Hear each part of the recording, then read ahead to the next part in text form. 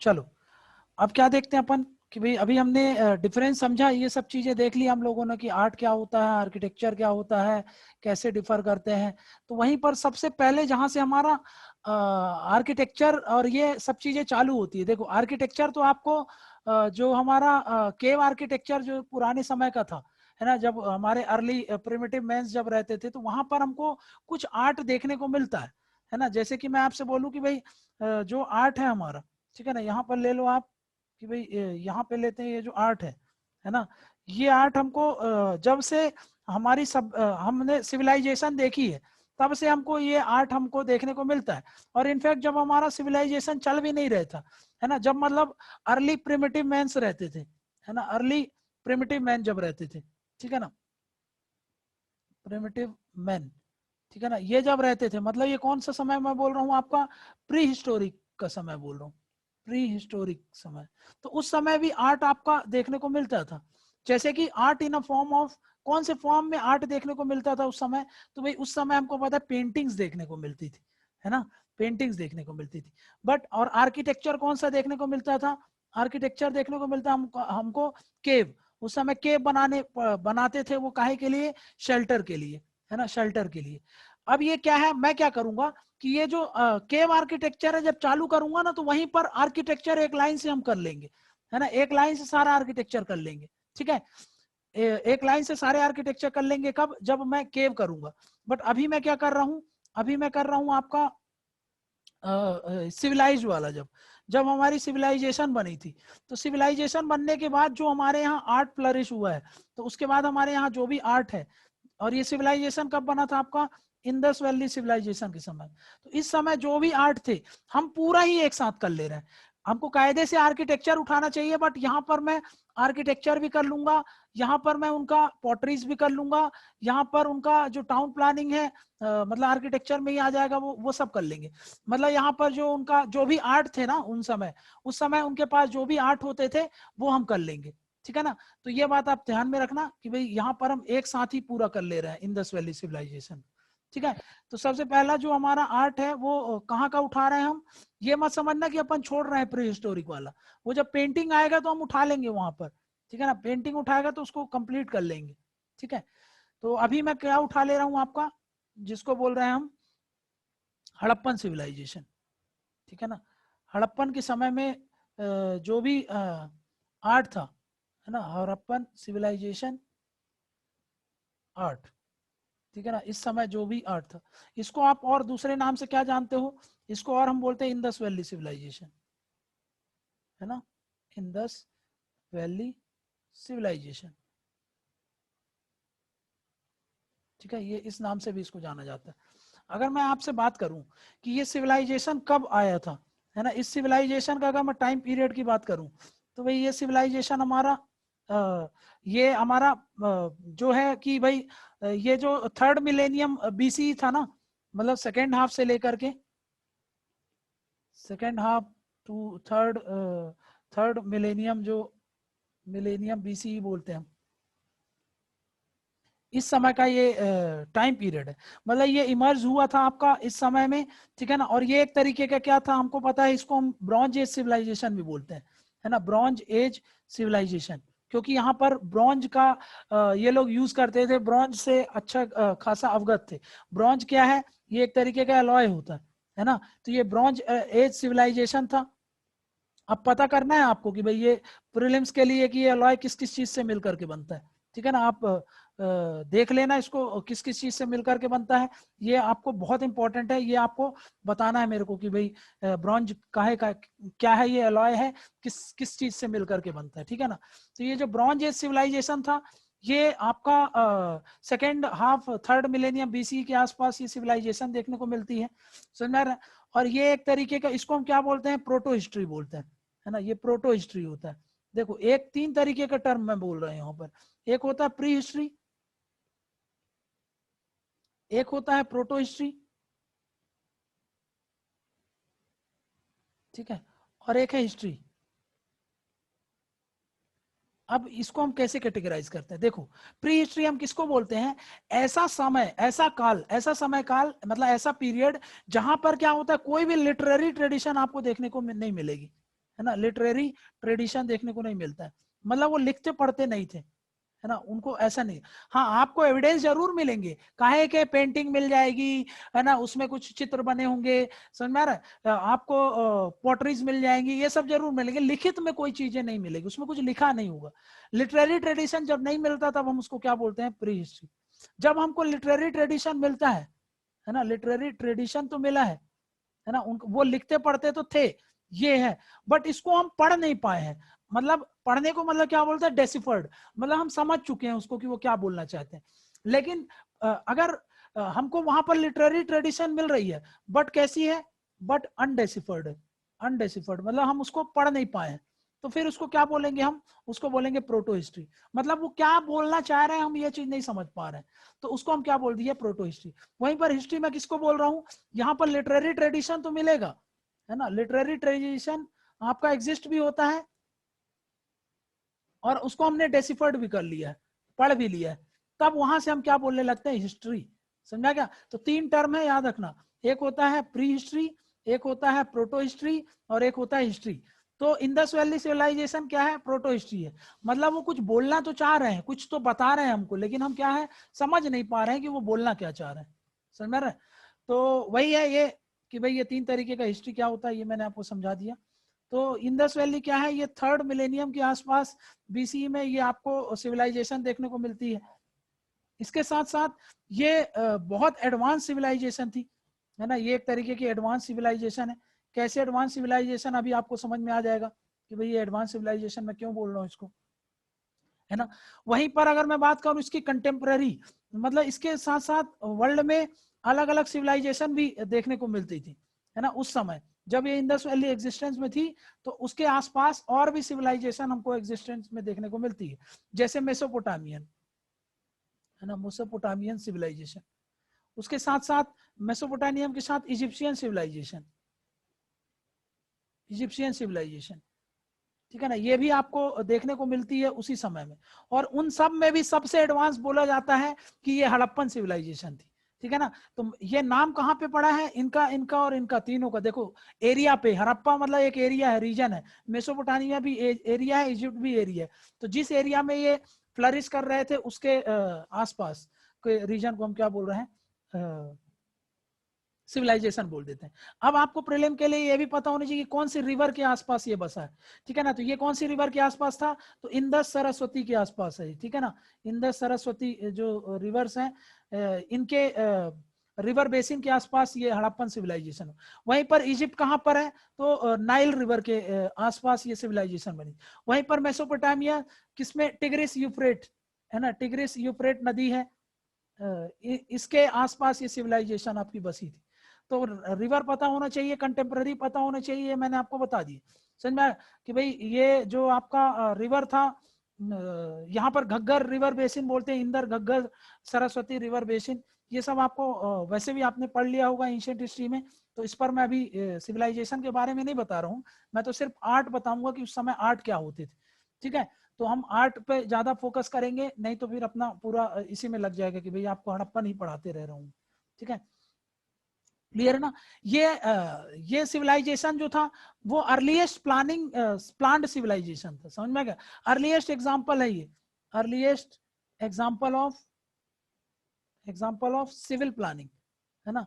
यहाँ पर town planning देखने को मिलेगा आपको, और ये सबसे एडवांस था उस समय, जितनी भी सिविलाइजेशन थी ना, इससे मतलब इसमें जो फीचर्स देखने को मिलते हैं वो हाईली सोफिस्टिकेटेड और आपको बहुत ज्यादा मतलब एडवांस देखने को मिलेगा। उस समय ये बेक्ड ब्रिक्स का यूज करते थे, उस समय मैथमेटिक्स का बहुत ज्यादा फोकस करते थे, एक्यूरेसी होती थी, राइट एंगल पर रोड्स कट करते थे, समझ में गया। ये लोग मतलब ड्रेनेज वगैरह सैनिटेशन को इतना ज्यादा फोकस करते थे। तो मतलब आप बोल सकते हो कि भाई ये सिविल प्लानिंग का अर्लीस्ट एग्जांपल है पूरे वर्ल्ड में, ये देखने को मिलता है, ठीक है ना। इसके जो इंपॉर्टेंट साइट्स हैं, है ना, वो इंपॉर्टेंट साइट्स जो 2 मेन इंपॉर्टेंट साइट है वो आपको पता है, इंपॉर्टेंट साइट्स जिसको हम मोहनजोदाड़ो और हड़प्पा बोलते हैं, ठीक है ना। हड़प्पा और जो मोहनजोदाड़ो है वो पाकिस्तान में सिचुएटेड है अभी, लेकिन उसके अलावा कुछ बहुत इंपॉर्टेंट साइट्स हैं जैसे लोथल, धोलावीरा, राखीगढ़ी हो गया, कालीबंगा हो गया, ठीक है ना। ये सब आप जानते हो, ये सब आपको पूछता है कि कौन सी साइट कहाँ पे लोकेटेड है, तो वो प्रीलिम के लिए आपको तैयार करना पड़ेगा, ठीक है ना। इंपॉर्टेंट साइट्स, वहां पर क्या क्या एविडेंस मिले हैं, वो सब आपको एंशिएंट हिस्ट्री वाले सेक्शन में करना है। यहाँ पर मैं नहीं करा रहा हूँ आर्ट में, बट आपको पता होना चाहिए, एक मोटा मोटा आइडिया होना चाहिए, ठीक है ना। अब मैं क्या बोल रहा हूँ, यहाँ पर ये जो सिविलाइजेशन है इसकी अगर हम बात करें तो यहाँ पर पॉपुलेशन लगभग 5 मिलियन पॉपुलेशन आसपास यहाँ पर रहती थी, है ना, और 5 मिलियन प्लस रहती थी, समझ रहे हो। 5 मिलियन प्लस इस सिविलाइजेशन में उस समय लोग रहते थे, और ये अर्बन सिविलाइजेशन था, समझ रहे हो। ये सिविलाइजेशन कैसा, रूरल नहीं था, ये अर्बनाइज था, urbanise civilisation. In fact first civilisation बोला जाता है, फर्स्ट अर्बनाइज सिविलाइजेशन बोला जाता है इसको, समझ में क्या, फर्स्ट अर्बनाइजेशन का पीरियड है ये इंडिया में, ठीक है ना। तो यहाँ पर आपको सारी चीजें देखने को मिलेगी, और यहाँ पर यहाँ की जो सिविलाइजेशन थी ये आर्ट में बहुत माहिर थी, समझा क्या। आर्ट और ट्रेड, ये दो चीज के लिए बहुत फेमस है ये, ठीक है ना। ट्रेड करती थी, आर्ट करती थी, मतलब एकदम सोचो एक हाईली सिविलाइज्ड सोसाइटी की तरफ यहाँ पर वो एग्जिस्टेंस में थे, समझ में आ रहा है। तो भाई ऐसा यहाँ पर देखने को मिलता है, तो वही हमको समझना है ऐसे कौन कौन से आर्ट थे इनके पास, भाई हम भी तो समझे कौन कौन से आर्ट थे, देख तो लें इनके आर्ट, ठीक है। तो आपको गर्व होगा कि भाई हाँ इतने सोफिस्टिकेटेड थे ये उस समय, सोचो आज से तीन मिलेनियम बीसी की बात कर रहा हूँ, समझ रहे हो कितने पुराने साल की मैं बात कर रहा हूँ, जब जाकर के ये इतना सोफिस्टिकेटेड वे में रहते हैं। इनकी बनाई बिल्डिंग्स आज तक एग्जिस्टेंस में होती है, और हमारे यहाँ बनाई बिल्डिंग एक बरसात भी नहीं टिकती है, समझ में आ रहा है। तो आप सोचो कि मतलब कितना इनके अंदर जील था, ठीक है ना, आर्ट को लेकर के। तो अगर हम सबसे पहले आर्ट की बात करें तो ये फेमस है सील के लिए, ठीक है ना। सील आपको देखने को मिलते हैं, ठीक है ना, ये भी एक आर्ट है उनका, हड़प्पन आर्ट है ये, ठीक है ना। सील क्या है, एक तरीके का हड़प्पन आर्ट है, ठीक है ना। हड़प्पन आर्ट में एक बहुत इंपॉर्टेंट चीज है जिसको हम बोलते हैं सील। अब ये सील क्या होते थे, तो ये जो सील होते थे अगर आप देखोगे ना इसमें, तो ये इनका शेप जो होता था, पहले आप समझो इनका शेप कैसा होता था, तो ये शेप आपको अलग अलग शेप में देखने को मिलते थे। ये आपका स्क्वायर हो सकते थे, ये आपका रेक्टेंगुलर हो सकते थे। देखो जो जो मैं बता रहा हूँ ना वो ध्यान में रखना, मैं शेप बताऊंगा आपको, इन सब चीजों में क्या क्या फोकस कहाँ पे करना है पहले ये समझ लो। आपको फोकस काहे पे करना है कि भाई ये काहे से बना करते थे, है ना, made up of, made up of, काहे से बना हुआ होता था ये, ठीक है ना। ये इसमें क्या देखने को मिलता था, कंटेन्स, क्या चीज इसके अंदर देखने को मिलती थी। सीधा सीधा क्वेश्चन आता है प्रीलिम्स में कि भाई इसके अंदर ये देखने को मिलता है, ये इससे बना हुआ होता था, समझ में आ गया, इसका सिग्निफिकेंस क्या है, ये सब चीजें आपको समझना है, समझ में आ रहा ना। तो ये सब चीजें आप एक एक चीज जो मैं बता रहा हूँ आपको टिप पर पता होनी चाहिए, तब जाकर के आप समझ पाओगे। मैं क्या बोल रहा हूँ, काहे से बने हुए होते हैं, इसके अंदर क्या चीज होते थे, मतलब इसके सील में क्या दिखता है आपको, और सिग्निफिकेंस क्या होता था, ये सब कुछ आपको पता होना चाहिए।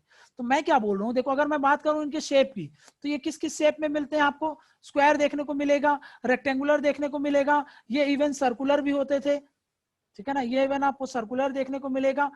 अब मैं आपसे पूछूं कि भाई इसके साथ साथ आपको ट्रायंगुलर भी देखने को मिलेगा ये, ठीक है ना। तो मतलब शेप कैसा है, वैरायटी है शेप में, ठीक है ना। लेकिन अगर मैं आपसे बात करूं ये बनते किससे थे, है ना, तो मेनली अगर मैं स्टैंडर्ड पूछूं, एक स्टैंडर्ड होता था इनका, तो वैसे तो अलग अलग शेप साइज के थे, बट एक जो एक स्टैंडर्ड अगर हम बात करें, मोस्ट कॉमन जो था, है ना, मोस्ट कॉमन जो स्टैंडर्ड ये फॉलो करते थे, मोस्ट कॉमन स्टैंडर्ड फॉलोड, वो कैसा था, वो आपका था 2:2 इंच का इंच का स्क्वायर बनाते थे ये, है ना, इसको ज्यादा फोकस करते थे, ठीक है ना। 2x2 इंच का स्क्वायर लेते थे ऐसा करके, ठीक है ना, 2x2 इंच का, और इसके अंदर कुछ डिजाइन कर देंगे, कुछ लिख देंगे यहाँ पर, ठीक है ना, उसका कुछ मतलब होता था, क्या मतलब होता था ये हमको नहीं पता, जैसे यहाँ पे जानवर बना दिए, ठीक है ना, और उसमें लिख दिए कि हाँ भाई ये सील है, ठीक है ना। अब मेन चीज क्या है, सिग्निफिकेंस और क्या कंटेन करता है वो बाद में आएंगे। अब ये मैंने क्या बताया, अलग अलग शेप में दिखते थे।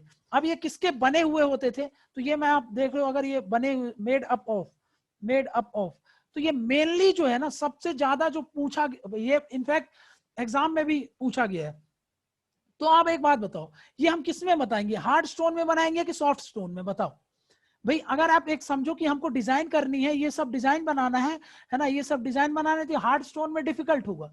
तो इसके लिए वो कोई क्या यूज करते थे, वो यूज करते थे सॉफ्ट स्टोन, है ना। सॉफ्ट स्टोन में ये चीजें बनाते थे। और वो सॉफ्ट स्टोन का क्या नाम था, तो याद रख लो आप, इसको यूज करते हैं स्टीएटाइट बोलते हैं। पूछा हुआ है ये क्वेश्चन कि ये काहे से बने हुए थे हड़प्पन के सील जो थे वो स्टीएटाइट से बने हुए थे, ठीक है ना। ये क्या है, एक तरीके का सॉफ्ट रिवर स्टोन होता है, ये एक रिवर स्टोन है ना, रिवर स्टोन है, लेकिन कैसा है, सॉफ्ट स्टोन भी है, ये भी आपको याद रखना है। ये एक सॉफ्ट रिवर स्टोन है, ये बात आप याद रख लें, ठीक है ना, उससे बने हुए थे, ठीक है। लेकिन हमको कुछ सील्स ऐसे भी देखने को मिले हैं, सम सील्स जो है आपको वो आइवरी के देखने को मिलेंगे, है ना, आइवरी के देखने को मिलेंगे, फिर गोल्ड के भी देखने को मिलते हैं, है ना। मेनली काहे के हैं, तो ये बात आपको याद रखना है, मेनली क्या है, मेनली है आपका स्टीएटाइट है। पर हमको कुछ कुछ सील आइवरी के भी देखने को मिल रहा है, गोल्ड के भी देखने को मिल रहा है। तो ये बात आपको दिमाग में बस जानी चाहिए, ठीक है ना। अब मैं आपसे पूछूं कि क्या चीज इसमें हुआ था, है ना, क्या चीज होते थे, तो इट कंटेन्स क्या, यहाँ पर अगर मैं बात करूं कि क्या कंटेन करते थे ये, है ना, ये है जो सबसे इंपॉर्टेंट, ये भी क्वेश्चन आया हुआ है, इसमें क्या चीज देखने को मिलती थी। तो अगर मैं बात करूं तो ये इसमें क्या होता था ना, पिक्टोग्राफिक स्क्रिप्ट देखने को मिलती थी, है ना, ये है सबसे इंपॉर्टेंट, पिक्टोग्राफिक स्क्रिप्ट, ठीक है ना। ये बात आप रट्टा मार लेना, बहुत इंपॉर्टेंट है। पिक्टोग्राफिक स्क्रिप्ट का मतलब क्या है कि भाई देखो, ऐसा एक सील हुआ करता था, ये सील है, ठीक है ना, और सील के ऊपर यहाँ पर ये लोग क्या बना देते थे, कुछ पिक्चर्स बना देते, जैसे ये मछली हो गई, ठीक है ना, ये अंडा हो गया, ये आपका ये मछली हो, कुछ भी बना देते हैं वो, ठीक है ना, ऐसे करके कुछ भी लिख देते थे, उनका कुछ ना कुछ मतलब होता था। और नीचे मान लो एक एनिमल बना दिया, ठीक है ना, ये एनिमल बना दिया, तो इसको बोलते हैं पिक्टोग्राफिक स्क्रिप्ट। पिक्टोग्राफिक स्क्रिप्ट का मतलब क्या है कि भाई स्क्रिप्ट लिखते थे in form of pictures, pictures में देखती थी, समझा कि उसमें पिक्चर्स भी देखने को मिलते थे और वो एक तरीके का स्क्रिप्ट भी था। ये स्क्रिप्ट जो लिखने का तरीका था, स्क्रिप्ट मतलब लिखने का जो तरीका होता था वो कैसा होता था, जिसको हम बोल देते हैं वो आपका राइट टू लेफ्ट लिखते थे, है ना। ये जो स्क्रिप्ट होता था वो कैसा था, राइट टू लेफ्ट, रट्टा मार लेना, बहुत इंपॉर्टेंट है, पूछा हुआ है ये, राइट टू लेफ्ट। इसको हम बोलते थे बोस्ट्रोफेडन स्टाइल, बोस्ट्रोफेडन स्टाइल। तो ये पूछता है एग्जाम में कि ये जो हड़प्पन स्क्रिप्ट थे किस फॉर्म में लिखे जाते थे, तो पहला तो याद रख लो पिक्टोग्राफिक, पिक्टो मतलब यहाँ पे समझ में आएगा पिक्चर होगा, है ना, पिक्चर से वो लिखते थे, मतलब वो स्क्रिप्ट लिखते थे, किससे, वो कोई वर्ड नहीं लिखते थे, पिक्चर्स बनाते थे, उससे वो समझते थे कि वो क्या कहना चाह रहे हैं। और स्क्रिप्ट कैसा था, वो तो राइट टू लेफ्ट लिखते थे, समझ में आ गया ना, क्लियर है ना। डायरेक्शन ऑफ राइटिंग क्या था, राइट टू लेफ्ट, मतलब यहां से ऐसा लिखते थे। हम अभी कैसे लिखते हैं, ये लेफ्ट होता है और ये राइट होता है ना, हम यहां से यहां लिखते हैं, यहां से यहां लिखते हैं, वो कैसे लिखते थे, यहां से यहां लिखते थे, समझ में क्या। तो वो क्या बोल रहा हूं मैं कि डायरेक्शन ऑफ राइटिंग क्या था, वो राइट टू लेफ्ट था। प्रीलिम में ये सारी चीजें याद रख लो, ठीक है ना। अब वो क्या क्या कंटेन करते थे, तो पहले मैंने आपको बता दिया, पिक्टोग्राफिक स्क्रिप्ट होता था जिसमें राइट टू लेफ्ट लिखते थे, बोस्ट्रोफ्रेडन स्टाइल में लिखते थे। नेक्स्ट क्या बोल रहा हूँ, यहां पर ध्यान दो, नेक्स्ट ये बोल रहा हूं कि इसमें ये जो ये वाला सेक्शन होता था, इसमें क्या क्या वो बनाते थे, तो आपको different different variety of motive देखने को मिल जाएंगे, है ना, मोटिव्स, ठीक है ना, डिफरेंट डिफरेंट आपको ये मोटिव्स देखने को मिल जाएंगे, एनिमल्स देखने को मिल जाएंगे, एनिमल्स, एनिमल्स, एनिमल्स मतलब जैसे कि बुल हो सकता है, एलिफेंट हो सकता है, टाइगर हो सकता है, गोट हो सकता है, मॉन्स्टर्स भी हो सकते हैं, है ना, ये सब चीजें हमको देखने की। इवन हमको ह्यूमन फिगर्स भी देखने को मिलते हैं, है ना, ह्यूमन फिगर्स, ह्यूमन फिगर्स भी देखने को मिलते हैं, ठीक है। ह्यूमन फिगर्स जैसे कि एक पशुपति सील देखने को मिली है, जो योगिक पोजीशन में बैठे हुए हैं, समझ में आ गया। तो वो एक मेडिटेशन करते हुए उनको दिखाया गया है। तो मतलब ह्यूमन फिगर्स भी हमको देखने को मिलते हैं, एनिमल्स भी देखने को मिलते हैं, बहुत सारे मोटिव्स देखने को मिलते हैं। पिक्टोग्राफिक स्क्रिप्ट से बना हुआ है, लेफ्ट टू राइट लिखते थे, राइट टू लेफ्ट लिखते थे, पोस्टोफेडन स्टाइल है। इतनी चीजें आपको प्रीलिम्स में ये चीजें पता होगी तभी जाकर के आप क्वेश्चन कर सकते हो सॉल्व, नहीं तो नहीं कर पाओगे, समझा क्या ना? तो सील से रिलेटेड इतनी चीजें आपको पता होनी चाहिए। नेक्स्ट क्या बोल रहा हूँ, नेक्स्ट मैं बोल रहा हूँ कि सिग्निफिकेंस ऑफ सील क्या है, ये क्या सिग्निफिकेंस होता था इस सील का, ठीक है ना, सिग्निफिकेंस ऑफ सील। तो सील के क्या सिग्निफिकेंस होते थे? तो देखो ये जो सील होते थे ये एज अ इसका यूज होता था इकोनॉमिक पर्पस के लिए यूज होता था, है ना, इकोनॉमिक पर्पस। इकोनॉमिक पर्पस में क्या यूज होता था ये? इकोनॉमिक पर्पस का मतलब इसका ये सिग्निफिकेंस था कि इसको as a unit of trade and commerce use करते थे, है ना, यूज्ड एज अ, जैसे आज अपन करेंसी यूज करते हैं ना, सिक्के यूज करते हैं, कॉइन्स यूज करते हैं, तो ऐसा माना जाता है कि उस समय ये लोग ट्रेड करते थे कॉइन्स, ये उनका कॉइन्स रहा होगा उस समय, समझ में आ गया? तो used as a unit of trade and commerce, है ना, वो ऐसा यूज किया जाता था, ठीक है, उसको as a unit of trade and commerce use किए जाते होंगे। नेक्स्ट क्या बोल रहा हूं कि भाई इसको उसका थोड़ा सा रिलीजियस रिलीजियस पर्पस भी था, रिलीजियस या फिर आप बोल सकते हो कल्चर पर्पस। जैसे कि आज हम अपने हाथ में एमुलेट बांधते हैं, वो बांधते हैं ना भाई, ताबीज बांधते हैं अपने हाथ में, कई लोगों को देखा होगा अपने, उसका रिलीजियस सिग्निफिकेंस होता है, वो स्पिरिचुअलिज्म पर बहुत बिलीव करते हैं, स्पिरिचुअलिज्म पर बहुत ज्यादा बिलीव करते हैं, तो वो क्या करते हैं, इनको अपने बॉडी में यूज करते हैं, ठीक है ना। तो वही मैं बोल रहा हूँ आपको कि इसमें क्या करते थे, वो अपनी बॉडीज में यूज करते थे, ठीक है, यहाँ पर आ जाओ, ये है। तो रिलीजियस पर्पस के लिए उसको यूज करते थे, तो ये आपको पता होना चाहिए कि हाँ रिलीजियस पर्पस में उसको कैसे यूज करते थे, उसको एज अ एमुलेट यूज करते थे, है ना, यूज एज एमुलेट। एमुलेट मतलब क्या होता है, ताबीज जो अपन पहनते हैं, है ना। अब उसको एमुलेट मतलब हाथ में भी पहनते थे, गले में भी पहनते थे, है ना, हैंड में भी देखते हैं और नेक पर भी देखा जाता है, ठीक है ना। इसका मतलब क्या था एमुलेट का यूज करना, मतलब वो जो काहे के लिए यूज करते थे, वो यूज करते थे टू वर्ड ऑफ एविल, मतलब वो स्पिरिचुअलिज्म पर फोकस करते थे, वो लाइफ आफ्टर डेथ पर भी बिलीव करते थे, और वो भूत प्रेत पर बिलीव करते थे। ये सब चीजों पर बिलीव करने का मतलब क्या है, जब उन पर बिलीव करते थे तो इनसे वो बचने के लिए ये एमुलेट का यूज करते थे। तो वो सील का भी यूज करते थे, काहे में, अपने toward of evil purpose जो होता है, मतलब वो कुल मिला के जो ये आज जो हम बोलते हैं कि भाई हम जो ये मतलब जो ये बोलते हैं ना कि हम जो उसको क्या बोलते हैं उस टर्म को, जो हम ये सब चीजों पर बिलीव करते हैं, चलो वो टर्म याद नहीं आ रहा मेरे को, ठीक है। तो मतलब उस चीजों, स्पिरिचुअलिज्म नहीं, स्पिरिचुअलिज्म नहीं बोलते हैं उसको, वो टर्म मैं भूल गया हूँ एक्चुअली में, याद नहीं आ रहा, बहुत कॉमन टर्म है वो, ठीक है। जो बोलते हैं ना कि गांव के लोग बहुत इन सब चीजों पर बिलीव करते हैं, जो ना टोना जादू इन सब चीजों पर, ठीक है। तो उन सब चीजों पर बिलीव करते हैं, तो वहां पर इंडस वैली के लोग भी ये सब चीजें करते थे, इसलिए क्या होते थे, वो एमुलेट का यूज करते हैं, समझ में आ गया। अब ये क्या कर सकते हैं, इसको हम देख सकते हैं कि भाई ये एजुकेशनल पर्पस के लिए भी यूज होता था, एजुकेशनल पर्पस का, एजुकेशनल पर्पस के लिए हम कैसे बोल सकते हैं, क्योंकि हमको ना यहाँ पर एक कुछ साइंस दिखते हैं, कुछ हमको न्यूमरल साइंस समझ में आते हैं, है ना, न्यूमरल साइंस की तरफ इंडिकेट करते हैं, है ना, इंडिकेशन होता है उनका।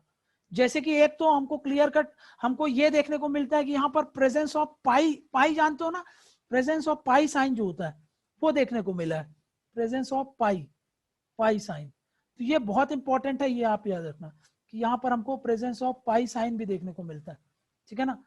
तो ये जो सिग्निफिकेंस था उस सील का वो हमने देख लिया कि भाई ये सिग्निफिकेंस था इस सील का, ठीक है। तो यहाँ पर हमने क्या देखा कि एजुकेशनल पर्पस के लिए यूज करते थे, रिलीजियस पर्पस, कल्चर मतलब जो वो लोग वो यूज करते थे वर्ड ऑफ इविल के लिए, ठीक है ना, उसको अपने हैंड में और नेक में इन सब में यूज करते थे। उसके साथ साथ इकोनॉमिक पर्पस मतलब एज ए यूनिट ऑफ, जो मैंने आपको बताया as a unit of trade and commerce के लिए वो यूज करते थे, ठीक है। अब मैं आपको दिखाता हूँ, देखो यहाँ पे देखना, ठीक है ना, मैं आपको दिखाता हूँ एक्चुअली में ये कैसे था, ठीक है।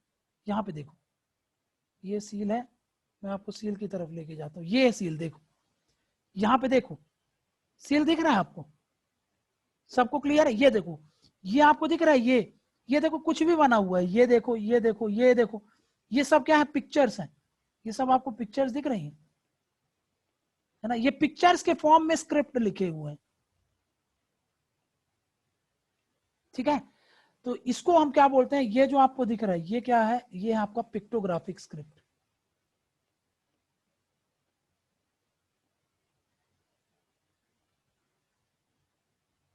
ठीक है, ये पिक्टोग्राफिक स्क्रिप्ट है। अब इस सिंबल में देखो आप, यहां पर देखो आप, ये एनिमल्स देखने को मिल रहा है आपको, यूनिकॉर्न टाइप का देखने को मिल रहा है ना। तो भाई ये आपको यूनिकॉर्न टाइप का देखने को मिल रहा है। तो ये देखो, ये आप ये जो स्टोन है, तो आपको पता है इसको में कार्व किया गया, देखो ऐसे कितने इसको डिजाइन से तैयार किया गया। तो देखो ये काटा गया, अलग ही समझ में आ रहा है। ये देखो ये पूरा रीजन, ये अलग से इसको काटा गया। मतलब ये क्या बताता है, ये बता रहा है ना कि भाई ये सॉफ्ट स्टोन में ही पॉसिबल है, ये हार्ड स्टोन में पॉसिबल नहीं है। ये काहे का पत्थर है, तो ये आपको मैंने आपको बता दिया, स्टीएटाइट का पत्थर। लेकिन सिर्फ और सिर्फ अगर ऐसा है क्वेश्चन में, सिर्फ और सिर्फ स्टीएटाइट पत्थर पे बनते थे, तो वो स्टेटमेंट गलत हो जाएगा। पर हाँ, सील ये आपको देखने को मिल गई। यहाँ पर ये देखो, ये मैं आपको बोल रहा था, ये देखो यहाँ पर ये है पिक्टोग्राफिक स्क्रिप्ट, ये पिक्टोग्राफिक स्क्रिप्ट है। पिक्टोग्राफी, ये पशुपति सील है जिसकी मैं बात करता था, है ना। ये देखो इस पोजीशन में देखो, यहाँ पर देखो आप, ये जो है ये लॉर्ड शिवा की तरह आपको देखने को मिल रहा है ना। जो भगवान शिव हैं उनकी तरह आपको दिखने को मिल रहा है। यहाँ पर देखो एनिमल्स, देखो ये टाइगर देखने को मिल रहा है, ये आपको बुल देखने को मिल रहा है, ठीक है ना। तो ये आपको जानवर देखने को मिल रहा है, ये एलिफेंट देखने को मिल रहा है, समझ में गए, राइनोसरस देखने को मिल रहा है, ठीक है। तो अलग अलग जानवर देखने को मिल रहा है। लेकिन ये पिक्टोग्राफिक, फिर से आप देखो यहाँ पर पिक्टोग्राफिक स्क्रिप्ट आपको देखने को मिल रहा है, ये पिक्टोग्राफिक स्क्रिप्ट है। क्लियर है। और ये योगिक पोजीशन पे, ये मेडिटेशन को देखना है, मेडिटेशन को दिखा रहा है। मतलब योगा का कल्चर सोचो शुरू से ही नहीं रहा होगा, तो यहाँ पर आपको योगिक कल्चर को दिखा रहा है ये, है ना। कि भाई वो बिलीव करते होंगे योगिक कल्चर में, मतलब वो बिलीव करते होंगे आपका मेडिटेशन वगैरह में, है ना, इन सब चीजों पर फोकस करते होंगे। तो भाई हाँ, यहाँ पर योगिक कल्चर और ये जो मेडिटेशन वाला कंसेप्ट है, वो हमको यहीं से ओरिजिन हमको देखने को मिल रहा है, समझ में आ रहा है। तो ये पिक्टोग्राफिक स्क्रिप्ट क्या है, सील क्या है, इसके कुछ मैंने आपको फोटोज दिखा दी, कुछ एग्जांपल दिखा दिया। तो उसके बारे में यहाँ पर लिखा हुआ है, देख लो आप फटाक से एक बार, क्या लिखा हुआ है कि 1000 ऑफ सील डिस्कवर्ड हुए हैं। हाईलाइटेड पोर्शन बस देखो, 1000 ऑफ सील डिस्कवर्ड हुआ है, मोस्टली मेड ऑफ स्टीयरटाइट है। फिगर्स ऑफ एनिमल देखने को मिलेंगे, unicorn, bull, rhino, tiger, elephant, ये सब लिखा है आपको। पर्पस क्या था कि भाई मेनली कमर्शियल पर्पस था, लेकिन उसको एमुलेट की तरह यूज कर सकते हैं। हाँ, एक चीज और समझ लो, ये एक तरीके के आइडेंटिटी कार्ड्स भी हो सकते थे उस समय। जैसे आज हम देखते हैं ना, हमारा आइडेंटिटी कार्ड होता है, तो उस समय ये हो सकता था कि ये कुछ सील्स उनमें आइडेंटिटी कार्ड की तरह भी यूज कर सकते थे, समझ में आया। तो हम एग्जैक्ट तो नहीं बता सकते, बट हमको ऐसा लगता है कि भाई ये आइडेंटिटी कार्ड की तरह यूज होते थे, ये भी हम बोल सकते हैं। वहीं पर मैंने आपको बताया कि Harappan seal extended seal follow करते थे। मोस्टली कैसा था, 2 बाई 2 इंच का था, ये मैंने आपको समझा ही दिया। पिक्टोग्राफिक स्क्रिप्ट था, येट टू बी डेसिफर्ड, अभी बता दिया मैंने आपको, अभी तक डेसिफर्ड नहीं है, अभी तक उसको पढ़ नहीं पाए, समझ नहीं पाए, उसको पढ़ना बहुत जरूरी है। वैरायटी ऑफ मोटिव होते थे, मैंने आपको बताया बहुत सारे एनिमल थे, बुल, ये सब मैंने आपको बता दिया, ठीक है ना। बुल वगैरह यूज करते थे, हम्प बुल, एलिफेंट, टाइगर, गोट, ऑल्सो मॉन्स्टर, मॉन्स्टर वगैरह को भी यूज करते, ये सब मैंने आपको बता ही दिया, समझ में आ गया। कुछ हमको ट्रीज भी देखने को मिलते हैं, जैसे यौगिक वाले में आपको देखने को मिलेगा कि ट्रीज हैं, ठीक है ना। यहाँ पर आपको ये देखो ऐसा लग रहा है कि पेड़ के नीचे बैठे हुए हैं, ठीक है। तो उसके साथ साथ ह्यूमन फिगर है, ह्यूमन फिगर है, मैंने आपको बता दिया, जो कि आप बता दोगे पशुपति सील से हैं। क्रॉस लेग्ड बैठे हुए हैं, योगिक पोजीशन में। इसमें ये पूरी डिटेल दी है, कौन सा जानवर कहाँ है, ये सब कोई काम का नहीं है, ठीक है ना। लेकिन आपको एक बार इसको रीड जरूर करना है, एक बार इस पर ध्यान जरूर जाना है। तो पहला जो आर्ट एंड कल्चर का जो पहला सेक्शन था, सील वाला हम लोगों ने कर लिया। सील देख लिया हम लोगों ने कि भाई सील शेप क्या था, शेप क्या था, और फिर उसमें ये देख लिया था कि भाई क्या कंटेन करता है, काहे का बना हुआ होता है, ये मेड अप ऑफ व्हाट। फिर हमने देख लिया कंटेन क्या करके रखता है, शेप कैसा होता है, और उसका सिग्निफिकेंस क्या है। तो हमको इतना ही चाहिए उससे रिलेटेड, इससे ज्यादा हमको पता, पढ़ भी रहे होगे आप तो बेफालतू है वो, आप टाइम ही वेस्ट कर रहे हो। इतना ही पता रहेगा तो आप क्वेश्चन कर सकते हो, और इतना तो आपको पता ही होना चाहिए। जो भी इंपॉर्टेंट चीज थी वो मैंने आपको सब बता दी, ठीक है।